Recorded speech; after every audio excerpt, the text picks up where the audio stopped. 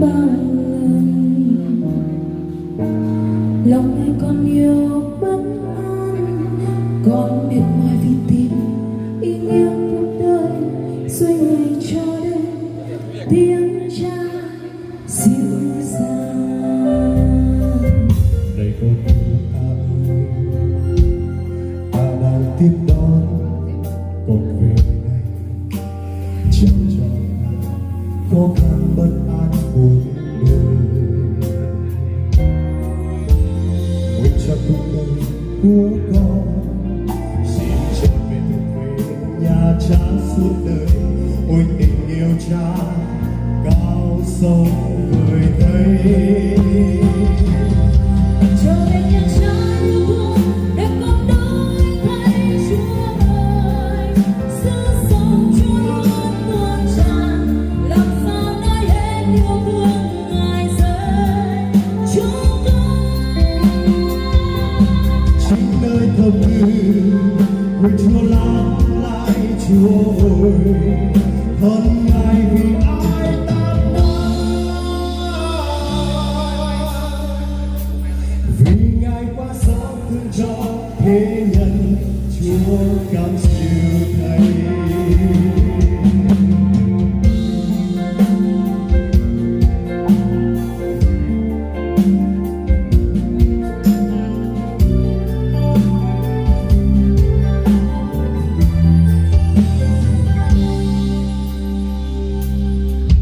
Lòng bạn đang cô đơn, bạn kia biết sẽ đi về đâu.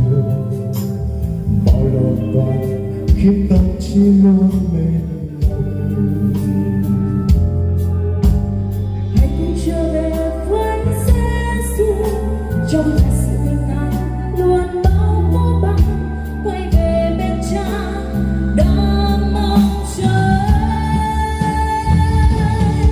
Trở về nhà cha yêu thương đời con đổi thay Chúa ơi, sự sống Chúa luôn tuôn tràn, làm sao nói hết yêu thương Ngài rơi chúng con.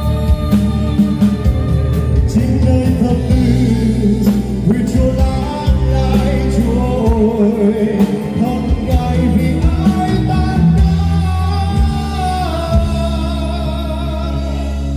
vì Ngài quá xót thương cho thế nhân, Chúa cam chịu thay.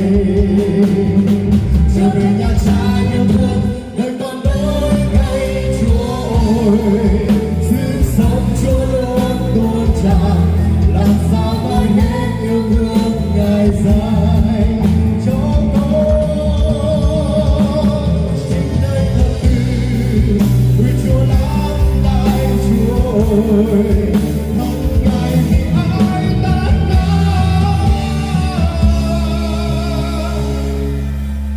vì Ngài quá xót thương cho thế nhân, Chúa cam chịu thay.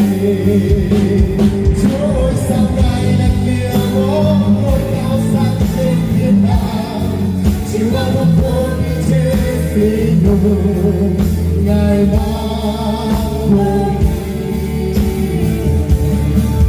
vì ai, vì ai, vì ai. Chính nơi thập tự nguyện Chúa làm lại Chúa ơi, thân Ngài vì ai tan nát, vì Ngài quá xót thương cho thế nhân, Chúa cam chịu thay. Vì Ngài quá xót thương cho thế nhân, Chúa cam chịu thay. Vì Ngài quá xót thương cho thế nhân, Chúa cam chịu